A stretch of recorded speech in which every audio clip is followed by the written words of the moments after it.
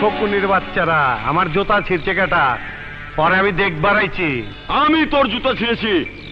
আরে তোর তো কপাল ভালো, তুই আসিস নি, তাহলে জুতার মতো তোকেও ছিঁড়ে ফেলতাম। দেখ, আমাকে ভালো করে দেখ। আমার মনে হইতাছে আপনি মানুষ না।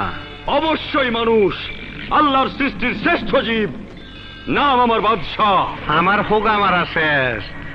আপনার নাম যদি হয় বাদশাহ, তাহলে আমার নাম কি হওয়া উচিত? আপনার মতন ফকুনির পোলার নাম বাদশাহ বলেই তো দেশের আজ এই অবস্থা। এই দুনিয়াতে কবে আইছেন? ধরে নে, তুই যেদিন এসেছিস আমিও সেদিন এসেছি।